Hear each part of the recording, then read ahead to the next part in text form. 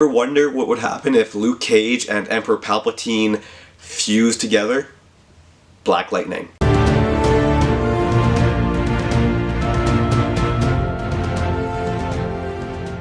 Hello everybody and welcome to the F Word. I'm your host Anthony, and today is another episode of Anthony Talks TV. But it's no ordinary episode because I'm talking about Black Lightning's series premiere, and I'm not gonna lie, it was pretty good, it's pretty enjoyable. Anyway, in this review I'm going to be talking about the good, the bad, and everything in between, but this will be non-spoilers, so if you guys haven't seen it, don't worry, I'm not going to be very spoiler, I'm just going to be talking about the things I like, but without getting into too many details. If that makes sense, I don't know. But anyway, the good, I'm going to say this was, if you showed me this show without telling me it was CW or Netflix or wherever it came from, my first assumption would be it's Netflix. People are getting murdered in this show, okay? Like, this is a dark show. This is not just your average CW show. This isn't The Flash. This isn't The Arrow.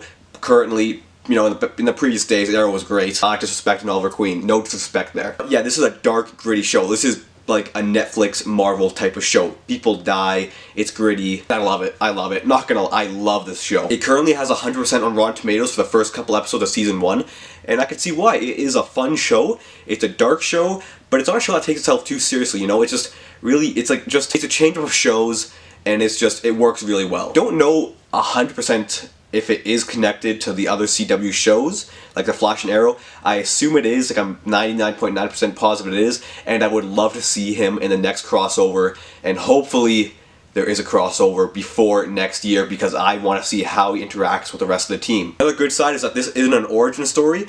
They're doing a homecoming and setting us up where he's been Black Lightning for 9 years before, and it's pretty relieving. Nothing against the character, I have no idea his origin story, but you know, I just don't want to see another one. Another good thing is the action scenes are amazing, the visual effects are amazing, and the lighting in the show, you know, just a contrast because he is a lightning based character, seeing the action scenes in dark places, and you see him punch somebody and this huge lightning spark goes poof, and everything, he goes flying back, you know. Emperor Palpatine, unlimited power. I'm sorry. The interaction between the characters were really good as well. They just worked perfectly together, they fed off each other's energy, and it felt really natural seeing them interact. I don't really, just nothing bad to say about the show, honestly. It's a good episode pilot. It's nothing like there is on TV or streaming.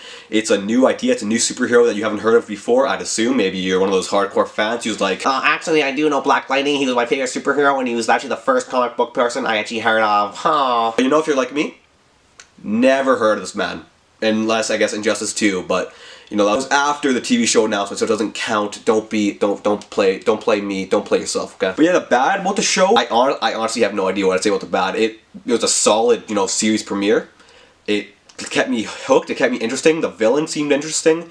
The kind of, I guess he has to face a gang, it kind of reminded me of Daredevil, so, you know, hopefully it's not another one of those, because I'm sorry, it was boring, okay? Them facing the Foot was boring, and now in Black Lightning they're facing the 100. So, you know, I guess, please Black Lightning, don't be boring. It hasn't been boring so far, so I guess, you know, it's been one episode, but it hasn't been boring this episode. I was always interested, I thought that it was an interesting character. I'm glad they're doing a different dynamic character like this. Any relation to Black Panther coming out next month? Probably. Yeah, probably. Anybody caring about that? Not me. So, who cares? But yeah, that's my quick review for Black Lightning. If you guys have seen it, let me know your guys' thoughts in the comments below.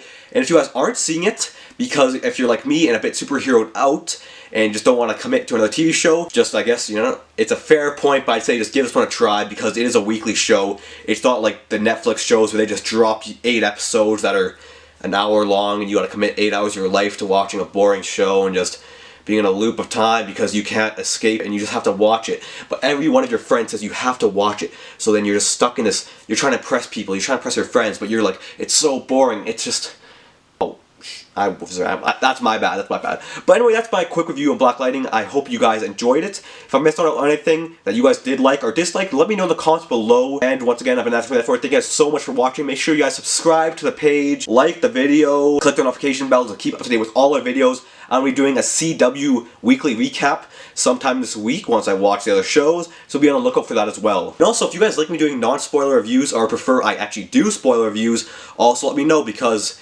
I'm fine in either way, honestly. It doesn't affect me. Anyway, I've been asking for the F Word. Peace.